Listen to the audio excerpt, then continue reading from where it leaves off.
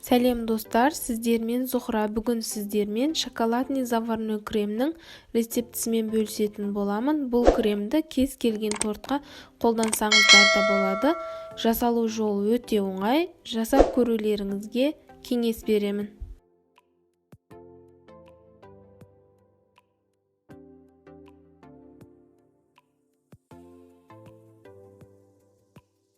Ең алдымен ыдысымызға 2 жұмыртқаны саламыз.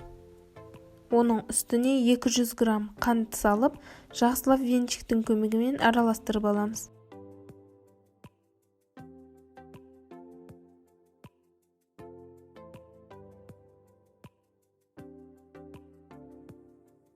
Содан кейін үстіне 30 грамм ұн, 30 грамм крахмалды үнілегіштен өткізіп аламыз.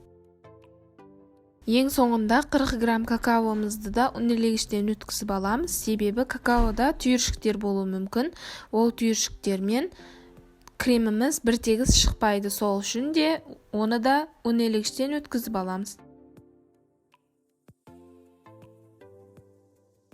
Ең соңында 500 мл сүтімізді құямыз да венчиктің көмегімен түйіршіктер қалмайтындай етіп жақсылап араластырамыз. Егер түйіршіктер қалып кететін болса, креміміз біркелкі әдемі болып шықпайды.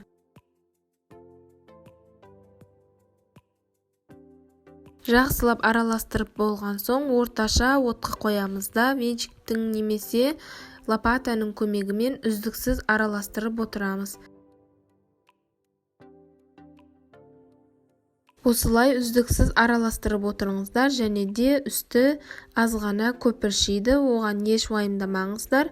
Және де мен сәл қоюланған кезде лопатаның көмегімен араластырдым, ол барлық жерін бір тегіс араластырып өтеді. Бір қайнап шыққан соң осылай қоюланады, және де бірден оттың астын өшіріп, жақсылап 1-2 рет тағы да араластырыңыздар.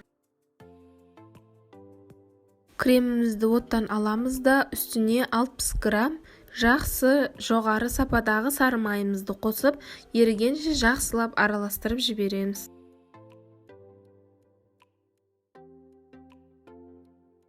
Араластырып болғасын, үстін пищевой пленкамен жақсылап үстіне жабамыз да үй температурасында жақсылап суытып аламыз. Міндетті түрде үй температурасында суытамыз.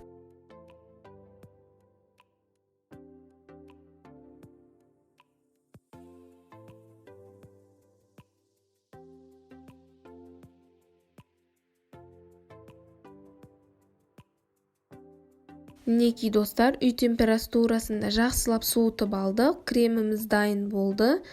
Өз формасын жақсы ұстайды, және де бұл кремді кез келген тортқа пайдалансаңыздар да бола береді. Ал достар, шоколадный заварной креміміз дайын болды. Міндетті түрде жасап көріңіздер, және де менің YouTube каналыма тіркеліп, лайк басып, қоңырау батырмасын басып қоюды ұмытпаңыздар.